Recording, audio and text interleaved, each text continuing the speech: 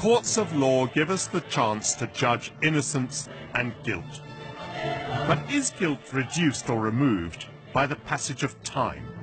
That's the question raised by our next document.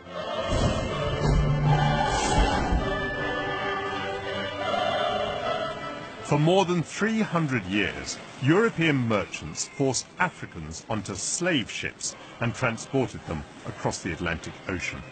And Britain played a huge part in this human trade. British ships carried around 3 million slaves to America and the Caribbean, where they worked on plantations, helping to build the wealth of the City of London.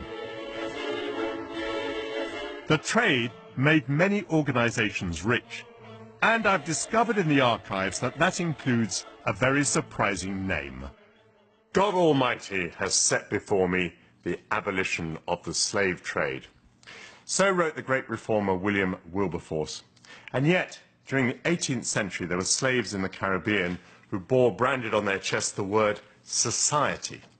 This 1817 register of slaves in Barbados reveals that society means the honourable and reverent society for the propagation of the gospel in foreign parts, the missionary arm of the Church of England. And here is that society listed as owning some 400 slaves.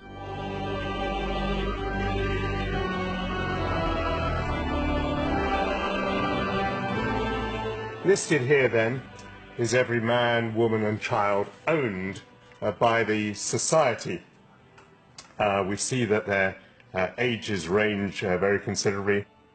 Cudjoe is 70 years old and he's working as a domestic. It seems that Ben George can be set to work as a grass gatherer even though he's only 10 years old. Some slaves are still alive at a very grand age. Here's Rita, who's 90 years old. She's infirm.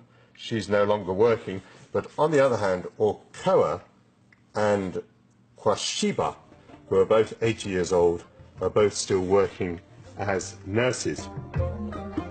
The documents don't reveal the conditions that some of the slaves would have endured.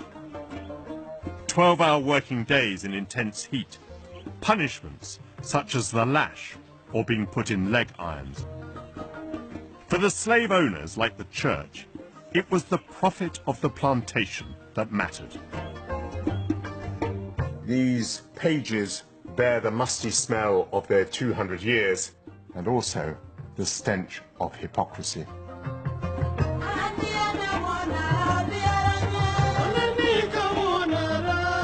Today we can still see the wealth in our capital constructed on the foundations of slavery. The Corporation of London had its seat in the magnificent Guildhall. Sir William Beckford made a fortune from slave plantations in Jamaica and was twice Lord Mayor. William Beckford, the Lord Mayor, might have been focused on profit, but the church added a moral purpose to slavery. They recognise that slavery is problematic, but they also recognise that these slaves, the Africans, come from this dark continent, and therefore they need to be civilised. And slavery, while not perfect, provides an opportunity for bringing Africans into the body of humanity. Does the Church of England succeed with this mission of civilising the slaves? It's a complete failure. They failed to convert the numbers that they had hoped to, partly because Christianity provides a point of resistance for slaves. How do you resist this terror? Well, you refuse to take on their religion.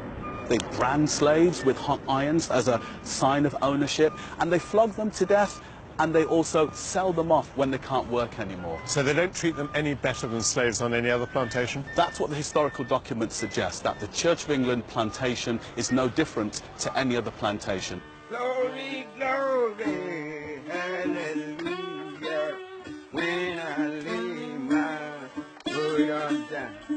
The international slave trade was abolished in 1807.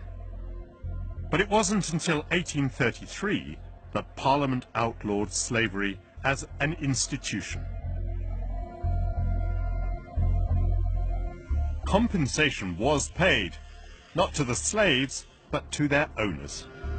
Documents show that for freeing its slaves, the church received nearly £9,000, a fortune at that time. We have in Britain today a history of churches, of church buildings that are built on the blood and sweat and brutalization of Africans. Old pirates, just a rabbi, sold light to the merchant ships. In 2006, the then Archbishop of Canterbury apologized for the Church of England's role. But neither it nor the state has met calls to pay reparations. Its historic actions clearly weigh on the conscience of the Church of England.